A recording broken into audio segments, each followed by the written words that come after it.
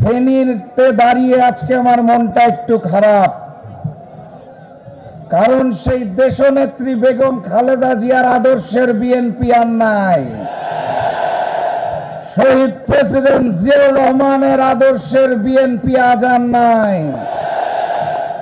এক নব্য স্বৈরাচার, চাঁদাবাজ এবং জালেম নতুন বিএনপি সৃষ্টি হয়েছে।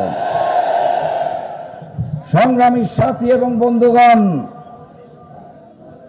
এই নতুন বিএনপি আজ বড় নিঃসঙ্গ, একা। তাদের সাথে জনগণ নাই, তাদের সাথে পুরানো সাথী রাজনৈতিক দলগুলোও নাই। আমাদের দেশের সাংবাদিক ভাইরা বড় বড় করে লেখে বিএনপি জোট। আমি বিএনপির সাথে জোটে থাকার মতো কোন দলকে খুঁজে পাই না। দেশনেত্রীর নেতৃত্বে যে সকল দল বিএনপির সাথে ছিল, তারা কেউ এখন আর বিএনপির সাথে নাই। বিএনপি বড় দলের মিথ্যা অহংকারে অনিবন্ধিত কিছু রাজনৈতিক দলের নেতাদের তাদের দল বিলুপ্ত করে জোর করে বিএনপিতে যোগদান করেছে। কত বড় দেউলিয়া! শুধু তাই নয়, নিবন্ধিত রাজনৈতিক দলের চেয়ারম্যানকেও তারা তাদের দলে যোগদান করায়। ফাঁসিবাদ কায়েমের জন্য থাকতে রাজি নয়। আর আমরা যারা দেশপ্রেমিক ছিলাম, আমরা একত্রিত হয়েছি। ৭১-এর চেতনাকে ধারণ করে কর্নেল অলি সাহেবের দল ঐক্যবদ্ধ বাংলাদেশে আছে। ২৪-এর গণ অভ্যুত্থানের চেতনাধারী দল এনসিপি এই মুহূর্তে ঐক্যবদ্ধ বাংলাদেশে আছে। ইসলামের চেতনাধারী ৫টি রাজনৈতিক দল এই মুহূর্তে ঐক্যবদ্ধ বাংলাদেশে আছে। আর এই এলাকার সুসন্তান মঞ্জু ভাই, আপনারা চিনেন তো নাকি? এই মঞ্জু ভাইয়ের মতো আমার মতো কিছু দেশপ্রেমিক দল এই ঐক্যবদ্ধ বাংলাদেশে আছে। বিএনপি এখন নিঃসঙ্গ শেরপা, বামপন্থী হাতে গোনা ৩-৪ জন নেতা বাদে তাদের সাথে কেউ নাই। সকলে একত্রিত হয়েছে ঐক্যবদ্ধ বাংলাদেশের ব্যানারে। আগামী ১২ তারিখের নির্বাচন হবে বামপন্থী বিএনপির সাথে ঐক্যবদ্ধ বাংলাদেশে। ১২ তারিখের জন্য প্রস্তুত তো নাকি? আমার প্রাণ প্রিয় ফেনীতে আসন কয়টা? ২টা আসনে দাঁড়িপাল্লা আছে নাকি? আরেকটা আসনে কি?